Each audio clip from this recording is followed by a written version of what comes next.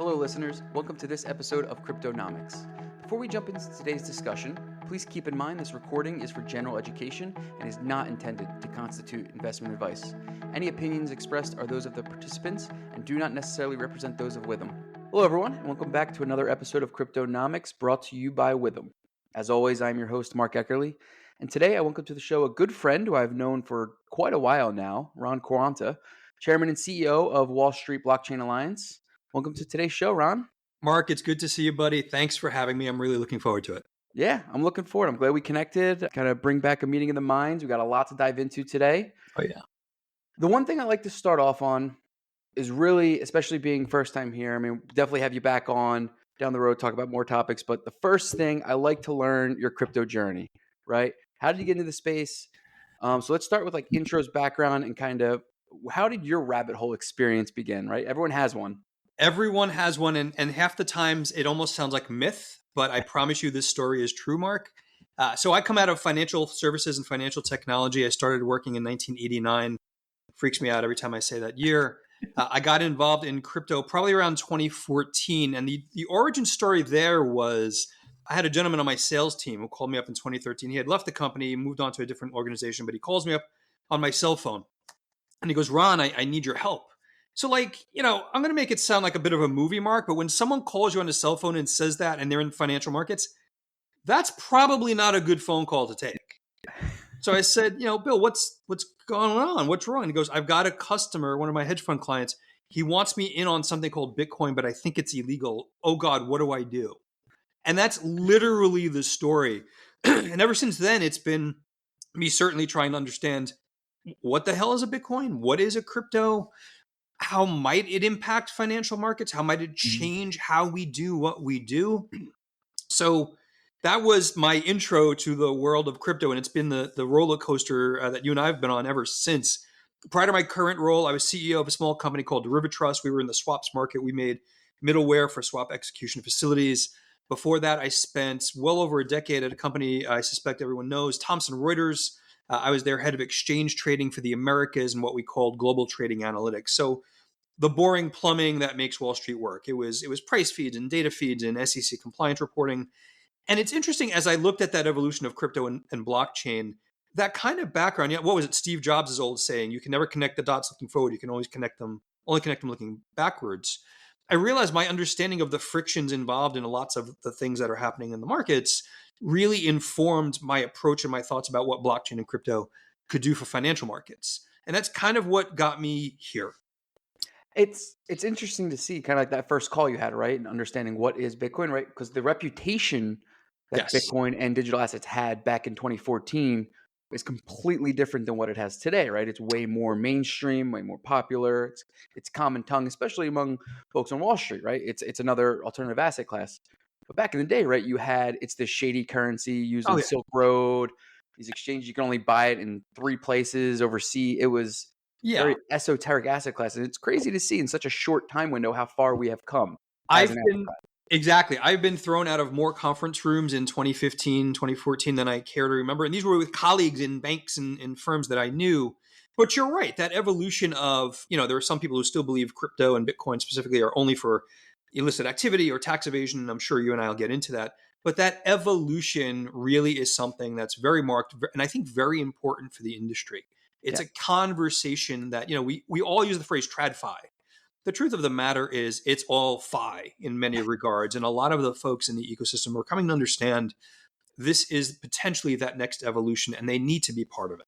Yeah, I wholeheartedly agree. And I'm excited to dive into it. So today's episode is really a 2-parter, right? We're going to start one. I want to highlight and discuss all the exciting things that you guys are working on at the Wall Street Blockchain Alliance. Bunch of projects, white papers, just really a thought leader in the space. And then 2 is we're going to dive into the recent IRS. I say recent, I think it was in September or so. Yeah. We're recording now in early December.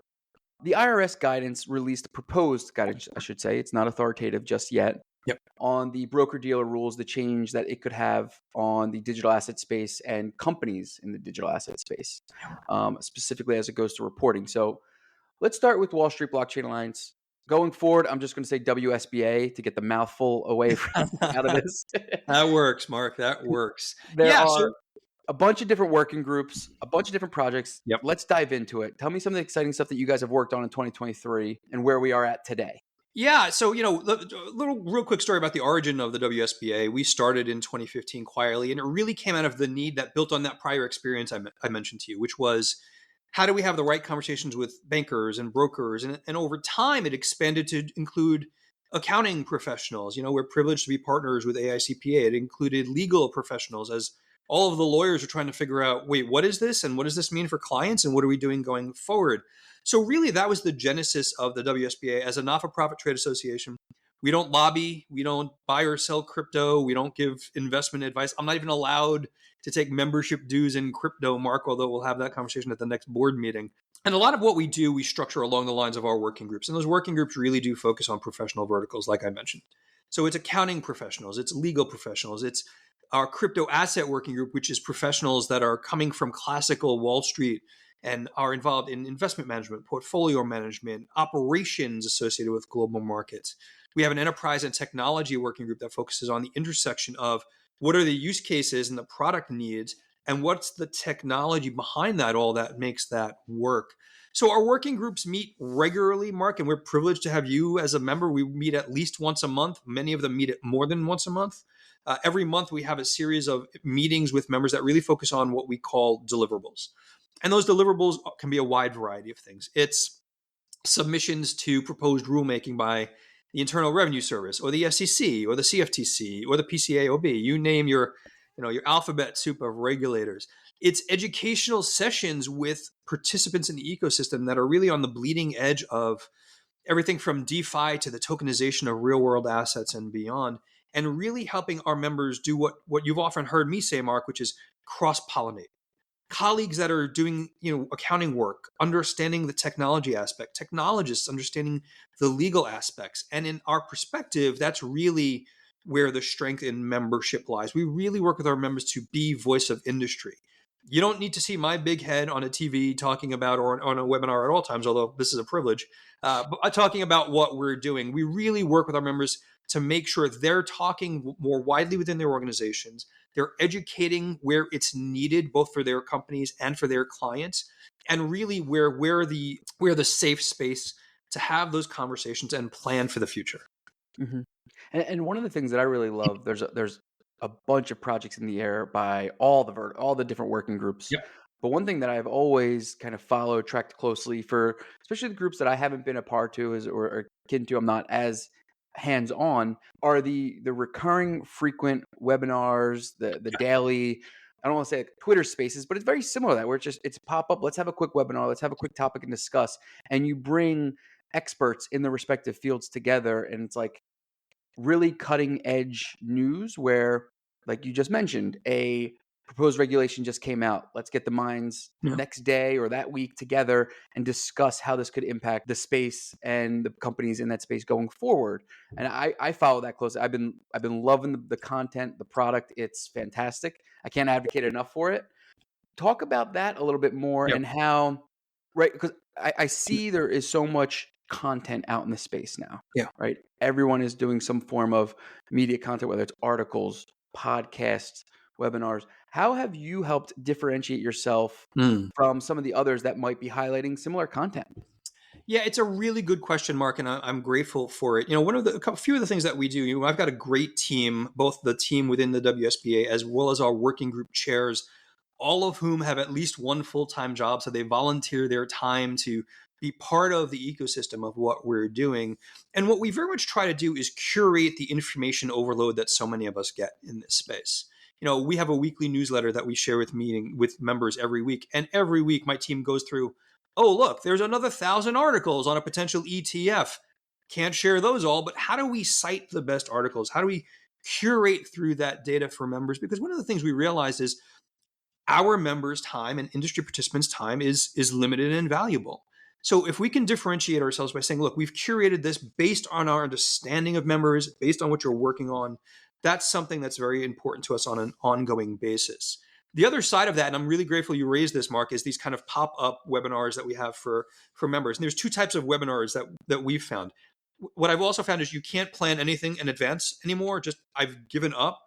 So every month or so, we do have a webinar on a set topic, and it could be anything from the impact of ESG on blockchain and blockchain implementation for things like climate reporting to any number of other initiatives. Then it's the, oh my God, what did the SEC chair say this time?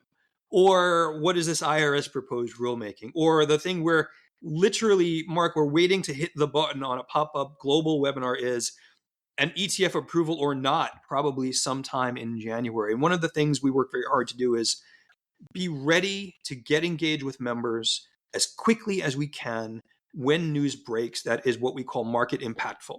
So arguably an ETF approval, and I'm sure we can dive into that at some point, probably market impactful. When you see things like, the SBF trial has been adjudicated and sentence will be passed early next year, but those kind of impacts on markets are the things we do our pop-up global webinars. And the one last thing I'll end with that, Mark, is we do that for members on a regular basis, but those kind of market moving webinars are open to the public. Yep. We try really hard to get out there. We certainly have a lot of curated things only for members, which is very important to us. But really, we also want to make sure that we represent a voice that's not just the, oh, look, crypto bad again, and someone did something terrible, and this is only for illicit finance. We're not crypto anarchists. We believe in regulations. We believe in laws. And part of what our mission is, Mark, is to really tell the true story of what's happening in a way that we think is helpful. Mm-hmm. Well, I usually close with this to help spotlight, but I think it's a good transition now. Where can audience members find out that free content, right? And I think that's something that's always, it's like we're all inundated with data. Yeah. Let's highlight, where can we find those free webinars, those pop-up mini podcasts, if you will, whatever you want to call it. Yeah. Sure. Yeah. So a couple of things I'd suggest, obviously, go to our website, wsba.co, not .com. In our news section, every one of the public submissions that we make is available free to the public. And I'd really advise people, a lot of what we've been doing recently, Mark, is we do LinkedIn Live and X Live. I finally stopped calling it Twitter. I now call it X. We'll do LinkedIn Live. As a matter of fact, every Friday at 12 noon, I have the privilege of hosting with two of our members, one of our board members, Josh Clayman, who you may know, and David Brill. Shout out to great friends and colleagues in this space. Josh chairs our legal working group. David chairs our crypto asset working group. And every Friday, we do a live crypto roundup. Sometimes we'll have guests, sometimes not. And that will be any topic imaginable that's been in the news for that week. That will always be publicized in advance. It's a regular recurring. So follow the WSBA on LinkedIn, follow the WSBA on X. You'll always see the alert, and it will always be publicly available post the recording. That's fantastic. Yeah. Like I said, always great content. I've been following for, Thank you. I think, as long as WSBA has been in existence. Because my crypto way. journey started around the same time. So all exciting stuff. One last thing before we put a bow on it. Sure. We can go back last couple of years. Tell us about some of the exciting comment letters, white papers, some of the ultimate deliverables that you mentioned before, some of this exciting stuff that the working groups are working on. What has been released? What have been some of the key action items that have come out of those working groups over the last couple of years that you and the working groups are proud of, right? Like the ultimate deliverable. Yeah, certainly, Mark, and I appreciate that. So obviously, when we talk about responding to comment letters, a lot of those go through our legal working group. Several of them go through our accounting working group. So obviously, the recent Department of Treasury IRS proposals on gross proceeds and basis reporting for digital assets. I know you and I are going to dive into that more deeply. We thought that was very important to respond to at a high level, and we can talk a little bit about why I think that's important. Certainly, SEC proposed regulations, one of the ones we're most proud of, and I think it was something that was very important to the ecosystem, but in my mind didn't get the attention a lot of folks thought should give it to it, was the qualified custodian rules that the SEC proposed and put forward. Certainly SAB 121, which now is in kind of this weird, I guess, limbo, but not depending on who you talk to, because GAO recently cited this SEC accounting bulletin 121 as potentially a proposed rule that should have gone through Congress versus, hey, it's guidance, do this. So it'll be interesting to see where that goes. So there really hasn't been a major proposed regulation that we haven't taken a look at and tried to respond to in kind. In addition to that, one of the things we frequently try to do, strictly from an educational perspective, again, we're not lobbyists, we don't employ lobbyists, But we have a policy update that we do every month or so with two good colleagues that are members in Washington. I am not a Washington person. I don't know how the sausage is made, Mark, but they educate me every single week. So we do our regular monthly policy update that reviews what's the current state of legislation, what does this legislation do. So those are really important benefits that we've put forward and we're very, very proud of. The last thing I'll bring up, Mark, is certainly when we look at the other working groups, when we look at our crypto asset working group, when we look at our tokenization working group, a lot of the output of those working groups end up being in-person events with thought leaders from around the world. So the most recent one in October was our Crypto Investor Summit, which happened in person in New York City. And that was investors and lawyers and accountants really focused on the nitty gritty of what it means to be a crypto investor in this space. And we're not just talking about, you and I back in 2013 buying Bitcoin, for example. It's hedge funds and institutional investors. What's their perspective? What's the legal and regulatory challenges for some of that? And the important stuff there is that was Chatham House rules. We didn't record that. That was really meant to be a deep dive of people from TradFi and NewFi or whatever it may be, really trying to understand what's our world going to look like together. And I think we were very, very proud to put that together. Yeah. As anyone that's listening, you could tell there are a lot of moving parts here. Definitely a well-oiled machine, I'll call it WSBA. There's a lot of great and exciting stuff that's being worked on. But let's dive into what you touched on earlier, the IRS proposed regs on the gross proceeds and the basis reporting by brokers and who really falls under that broker name now. I think they're trying to loop in digital asset companies. So let's start off with, I know the WSBA responded to the comment during the comment process, the window, with kind of the group's point of view and responses. If you haven't read it, I highly recommend anyone taking a quick pass at it. It's a different take on maybe some of the other firms, right? Because I think this IRS proposed reg received a ton of comment letters from firms in the space, right? Everyone was, I don't want to say outraged to speak for other firms, but I think a lot of people were outraged at the end of the day. Yeah. And it was neat to see your take, and I don't want to give away some of the meat and potatoes, but let's start off with, tell us what the IRS is trying to accomplish here. Let's take it from the top. Yeah. What did the proposed regulation say? And then we could dive into kind of the response and the outcome and where we might shake out.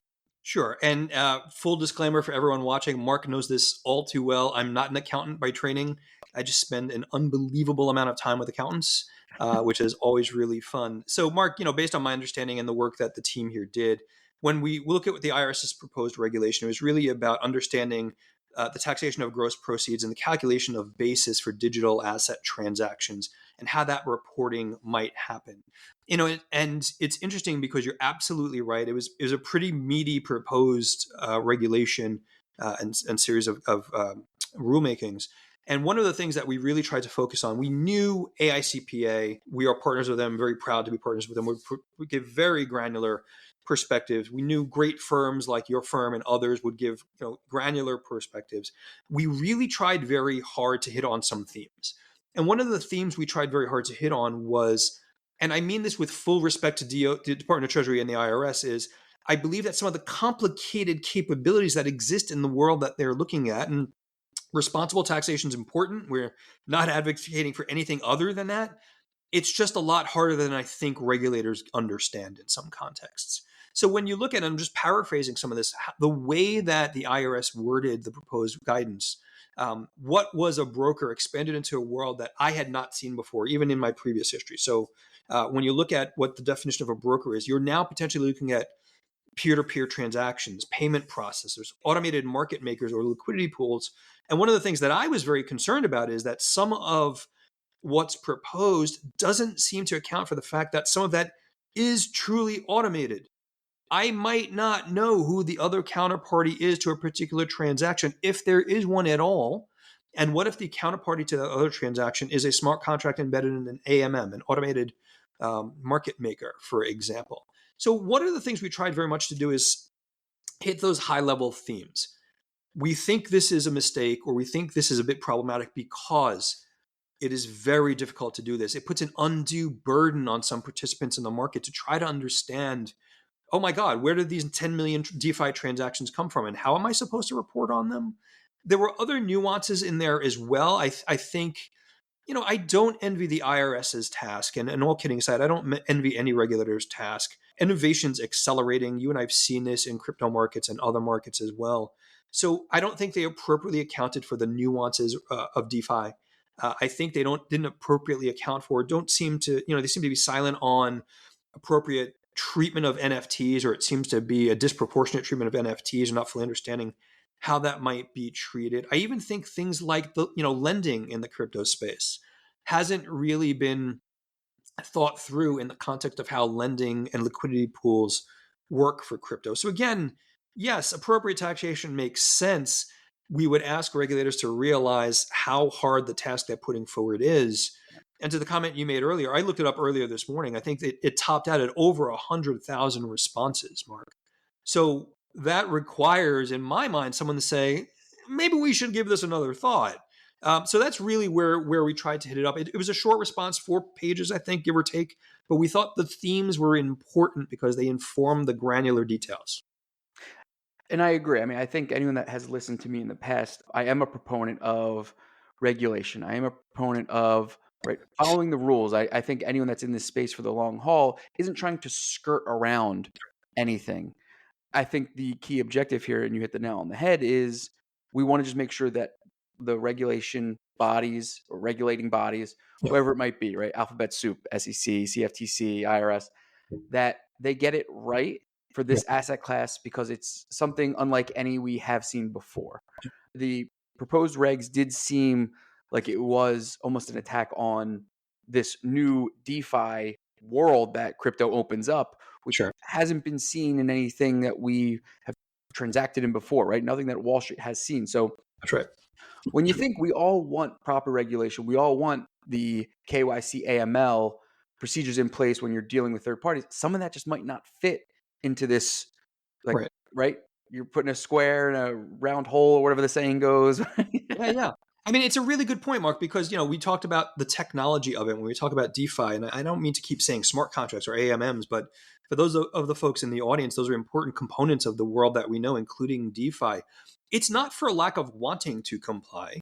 I think in many regards, particularly for technology providers that are offering fintech services in this space, they just don't know how to comply. Yeah. How do I get KYC AML information for a smart contract living on a server someplace that was coded to do a specific activity? And I'm not, trying to minimize the importance of those transactions. Those are the things that we really hope regulators give deeper thought to. And, again, I keep saying it, we're not a lobbyist, but we've met with regulators, we've met with legislators to have these conversations from an educational perspective. People like you and I and your company and our organization, we always are ready to have that conversation to peel back the layers of the onion, so to speak. I think, Mark, if I could, one other thing that I think is very, very important, and it's this misperceived conversation, and I'm just saying mainstream media, not from a political perspective, just the way general media reports on crypto and DeFi, there are true privacy concerns. And there's this weird dichotomy. When you talk about privacy, there's a camp of people who say, well, you want privacy because you're doing illicit activities, you want to avoid taxes, and we get the bad actors. We understand how important it is to stop the bad actors. But there really is a concern about individual persons' privacy and the management of personally identifiable information. And it's everything from cybersecurity. Pick a government regulator that or agency that hasn't had some type of cybersecurity breach, to individuals are entitled to a degree of financial privacy within the confines of the law. And again, to the point you just made, that means regulators and legislators need to sit with industry and have the conversation around, here's what the law requires, help understand what can be done to do that. And I think that's a very critical conversation. Yeah, I wholeheartedly agree. I think that is one of the core components when you boil down the digital asset, right? One of the benefits of digital assets and wallet security and all that stuff is I don't want to say anonymity, but it is that comfort in your back pocket that I am not giving up all my personal identifying information to a third party, and now they know everything about me and they could just freeze my assets whenever they want. Right. That's one of the core benefits that I foresee with digital assets. Agreed. And, I think a lot of people have made the comparison. Well, the dollar in your pocket or the $20 bill, the hundreds in Mark's wallet, just for argument's sake within the context of this discussion.